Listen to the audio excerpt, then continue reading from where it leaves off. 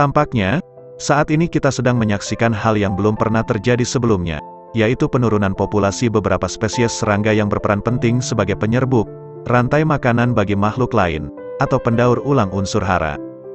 Kita telah mendengar bahwa lebah mengalami masalah serupa selama bertahun-tahun, tetapi pada kenyataannya, dalam waktu dekat dan tentu saja dalam rentang kehidupan generasi yang akan datang, kepunahan besar-besaran mungkin bukan hanya dialami lebah, tapi juga kupu-kupu, semut dan kumbang.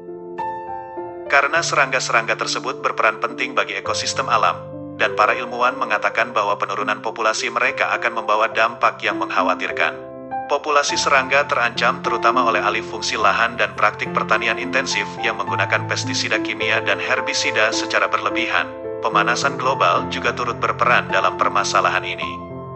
Jika kita tidak mampu mengubah praktik industri pertanian dan mengatasi perubahan iklim, tingkat penurunan populasi serangga akan membawa dampak luar biasa di setiap tingkatan terhadap kehidupan lainnya di muka bumi, termasuk manusia. Meskipun jumlah serangga sangat banyak dan tidak terhitung, apakah kalian menyadari bahwa populasi serangga saat ini semakin menurun? Faktanya, 75% tumbuhan membutuhkan serangga untuk proses penyerbukan. Tanpa serangga, 75% tumbuhan tidak akan bisa berkembang biak. Jika serangga punah, maka rantai makanan makhluk hidup di dunia akan terputus. Ketika rantai makanan hancur, akan ada banyak makhluk hidup kelaparan, termasuk manusia. Bencana kelaparan yang bakal terjadi karena hancurnya rantai makanan tersebut, mungkin bisa diibaratkan sebagai efek domino. Satu makhluk hidup kelaparan, maka makhluk hidup lain akan ikut kelaparan. Spesies predator lambat laun akan ikut punah. Populasi hama tanaman juga akan semakin bertambah.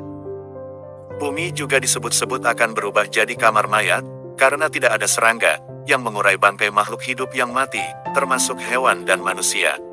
Coba Anda bayangkan, bagaimana kondisi dunia ini jika bangkai makhluk hidup tidak terurai. Bisa jadi, kondisinya sama seperti adegan dalam film-film tentang kiamat. Ketika hewan punah, tumbuhan juga ikut punah. Tentu akan terjadi bencana kelaparan besar yang mengancam manusia. Jika makanan menjadi barang langka, bagaimana keberlanjutan hidup manusia dan hewan lainnya yang masih tersisa di bumi ini? Bukan tidak mungkin, punahnya serangga bisa mengawali punahnya seluruh makhluk hidup di bumi ini. Oleh karena itu, yang dapat kita lakukan adalah mencari cara untuk mencegah semua terjadi.